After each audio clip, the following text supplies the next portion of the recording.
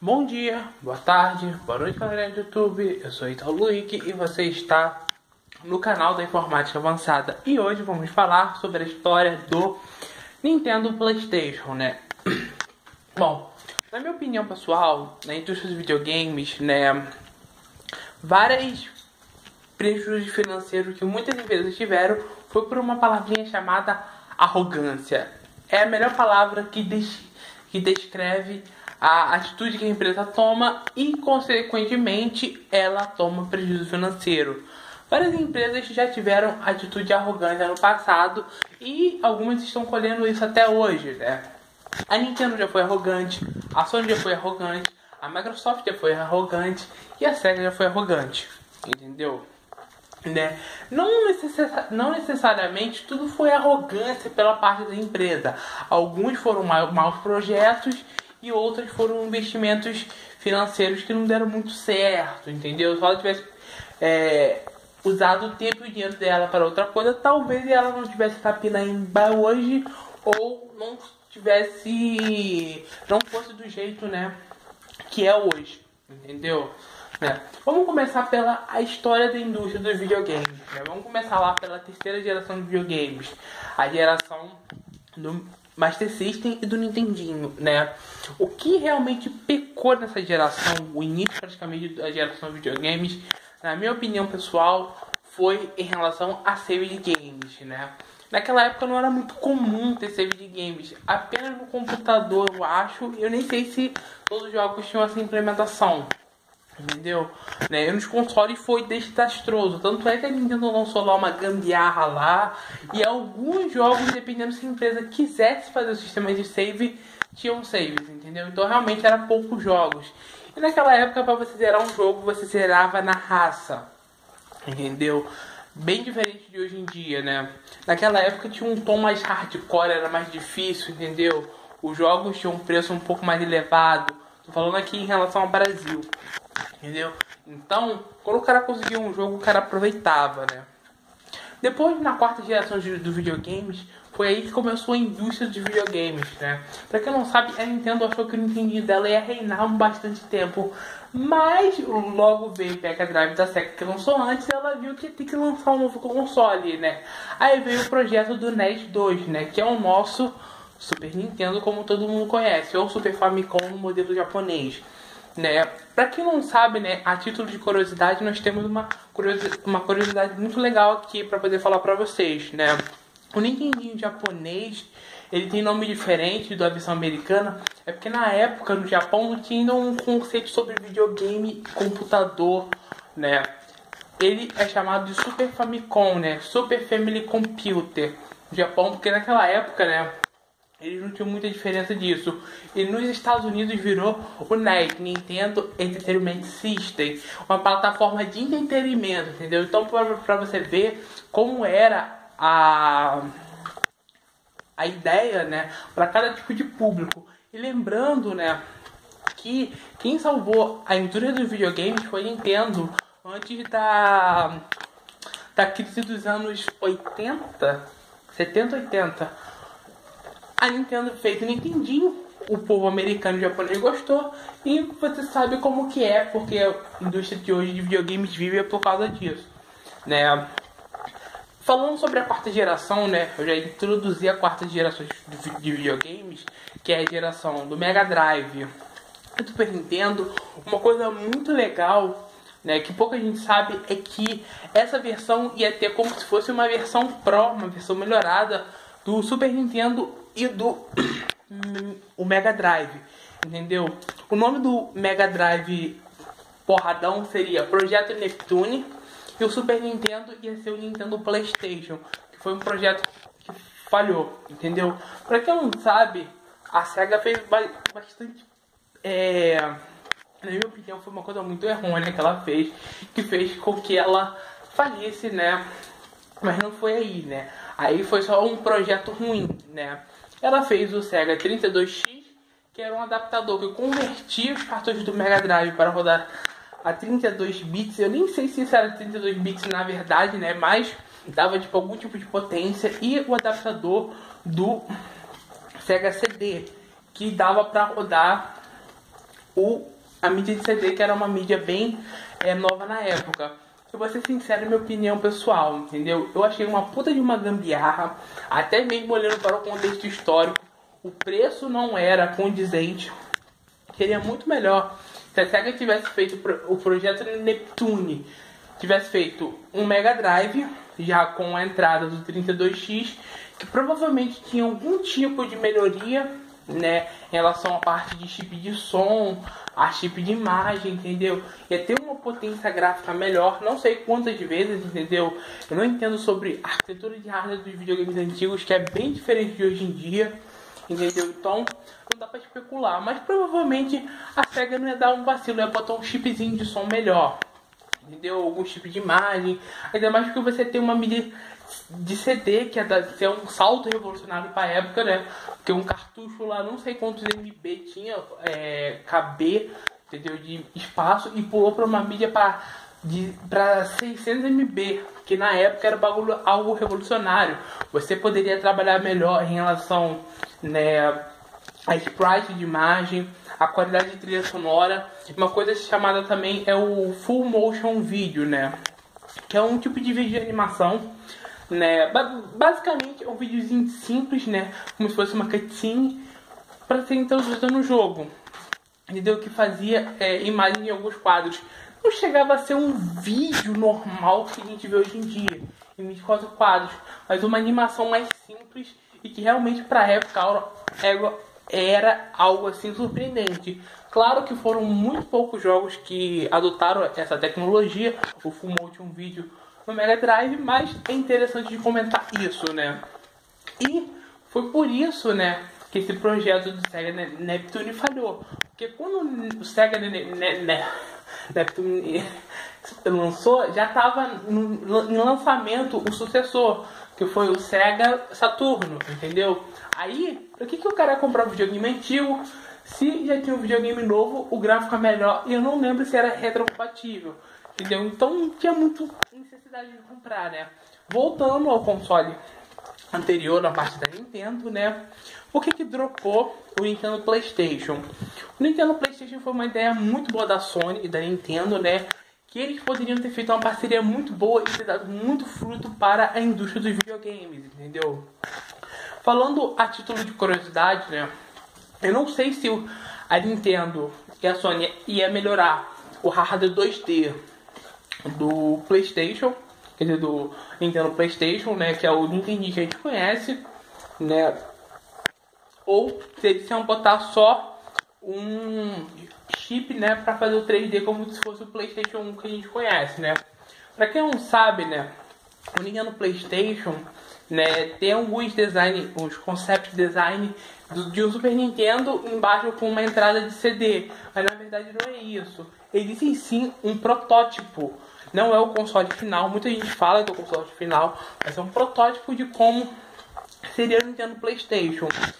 Eu não tenho informação, que ainda não achei na internet, né, informação de hardware real do Nintendo PlayStation, mas eu sei que ele roda assim nativamente os jogos de Super Nintendo, né? Ele estava funcionando. Tem até um youtuber famoso, né, o Ben Hack Shows, né, da gringa, que ele é engenheiro eletrônico. Ele consertou lá para os carinhas que acharam o Nintendo PlayStation, entendeu? Aí ele deixou o áudio legal, que era o áudio que estava zoado.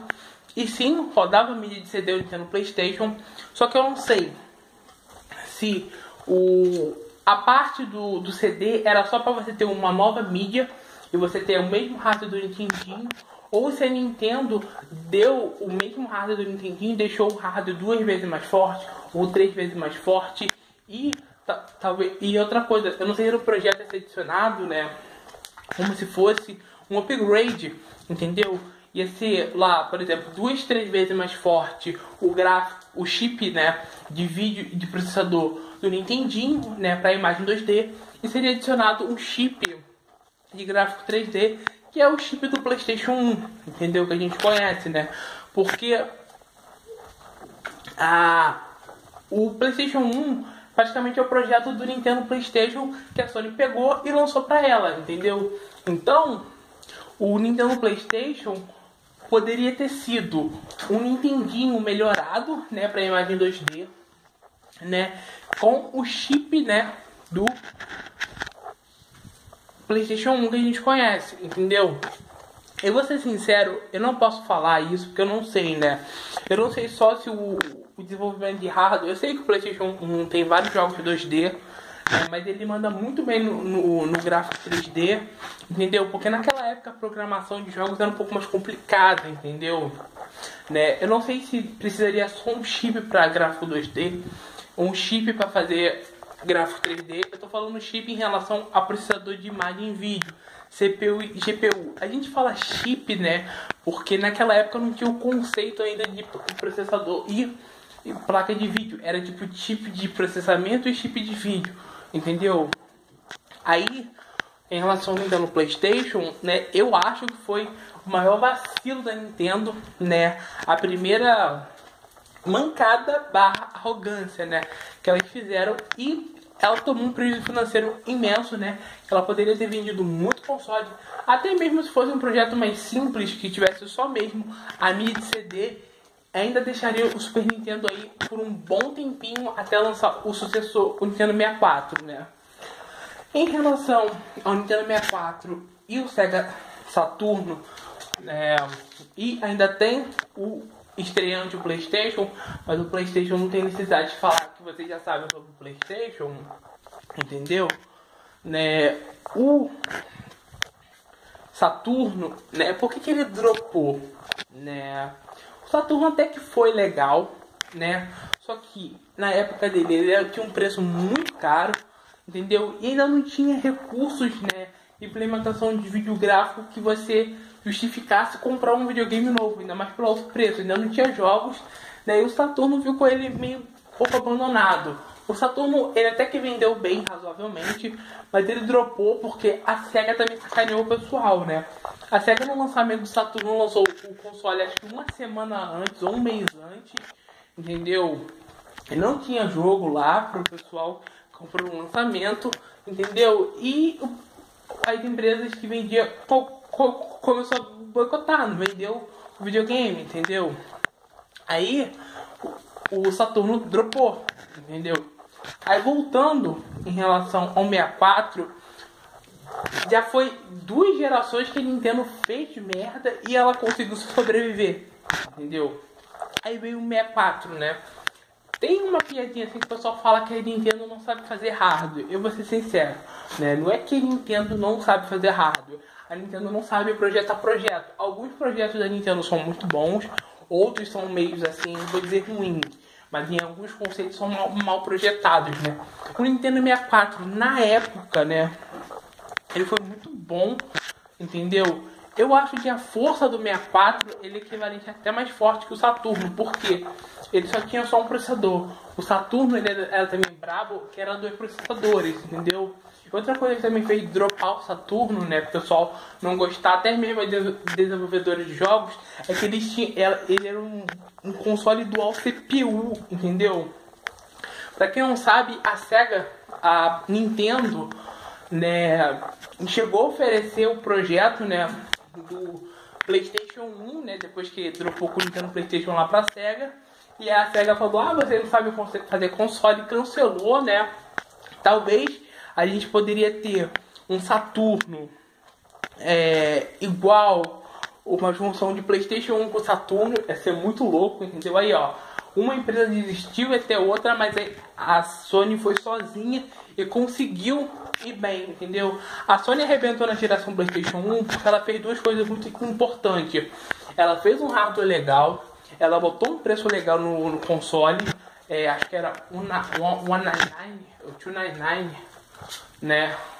Que virou até uma frase clássica lá, 199, 299, né? Eu não lembro o preço certinho, né?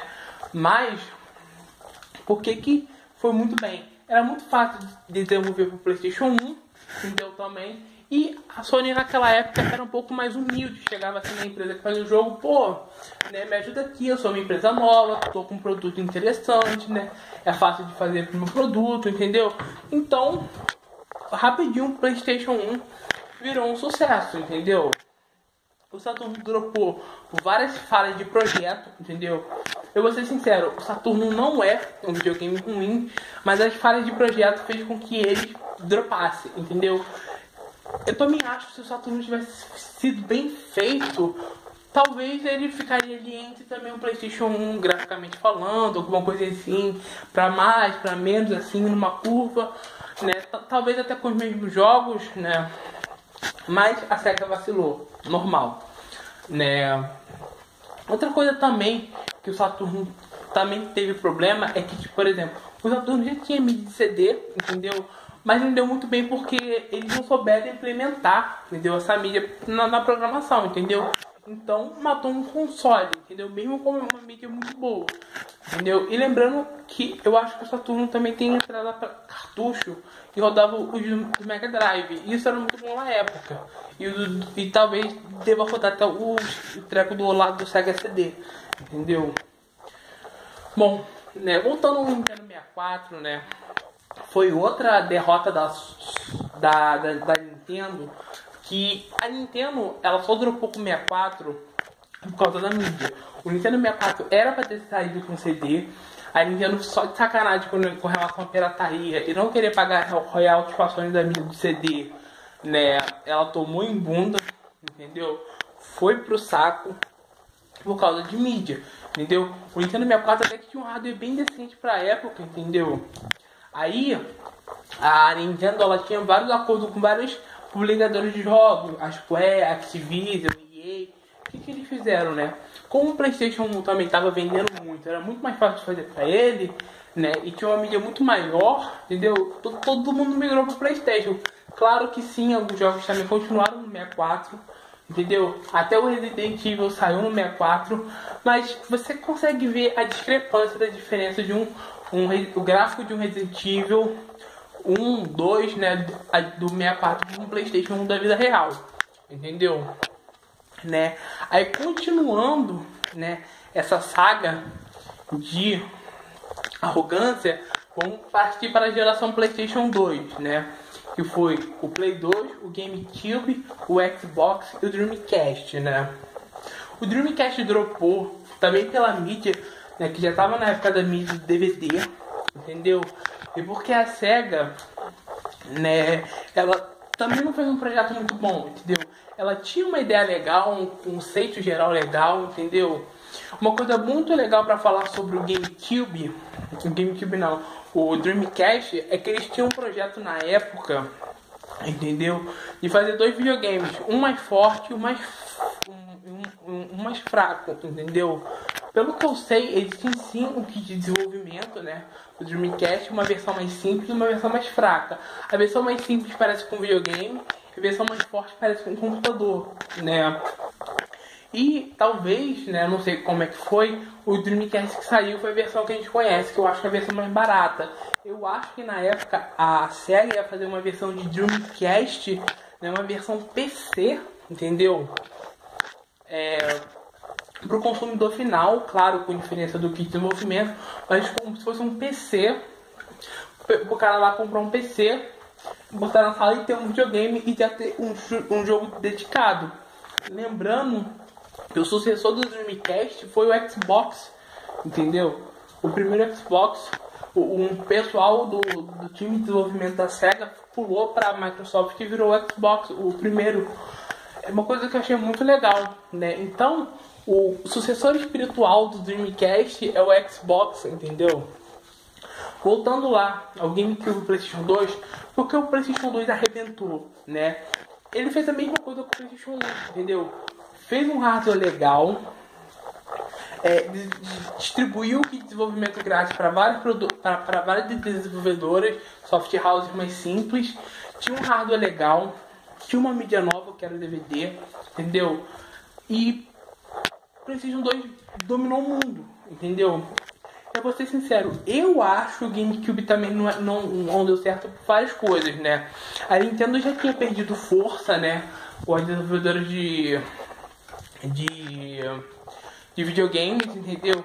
Até mesmo eu tenho que concordar, mesmo a Nintendo fazendo bons exclusivos, não sustentou o GameCube. A mídia do GameCube era um mini DVD de 1.5 GB Isso também atrapalhou muito o console. Pra quem não sabe, teve uma versão do GameCube lançada pela Panasonic chamada alguma coisa Cube, que eu não lembro o nome, né? Saiu da cabeça. Mas esse GameCube era um GameCube normal, um pouco maior, e com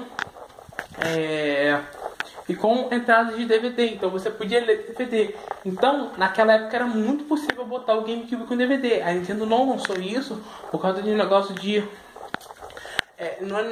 além de pirataria, royalty da Sony, entendeu? Então, você teve 3 gerações da Nintendo, né?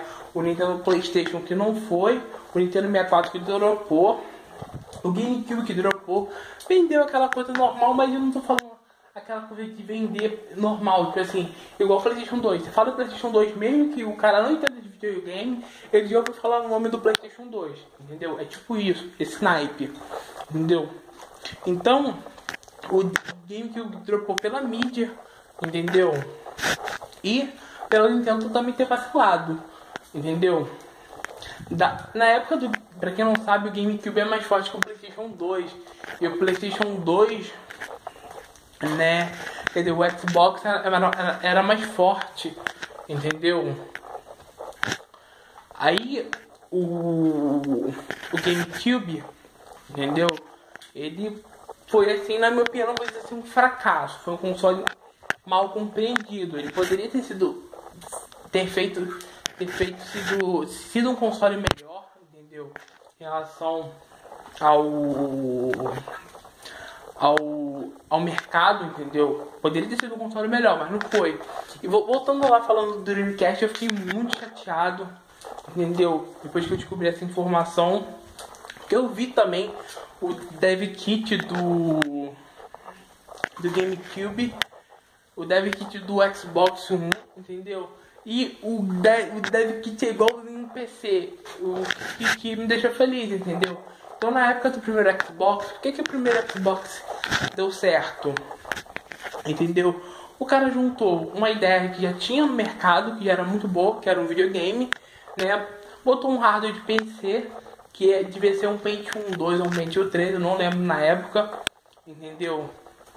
E encapsulou numa caixa em formato de console, botou um controle e escondeu o vestido do Windows, botando um menuzinho um pouco mais bonito, com hardware dedicado para jogar, os ports bem feitos. Algumas versões de jogos eram tão bonitas na época quanto no PC e, dependendo da situação, até melhores, que naquela época, para quem não sabe, né, nos anos 2000, 2003, 2005, naquela época também o PC não era uma coisa assim comum para jogar. O cara tinha que ter o conhecimento, né, para montar um PC bom ainda, entendeu?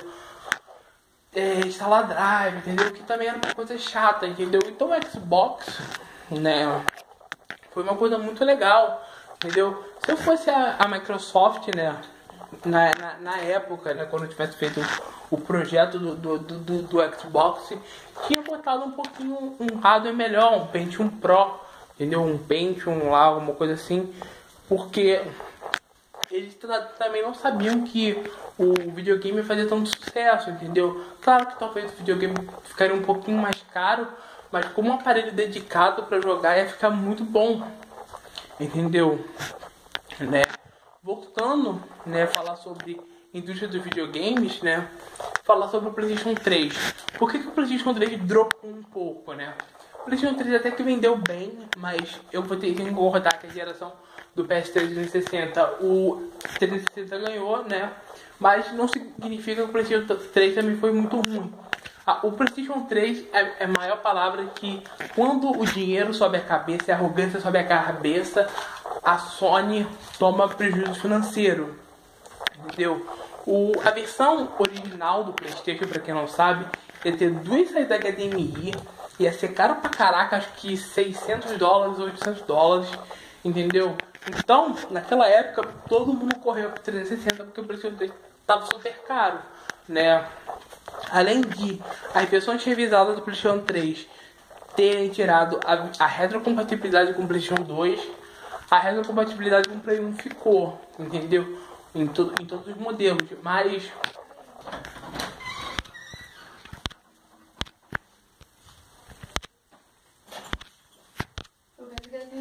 Samsung trocar o cabo funciona.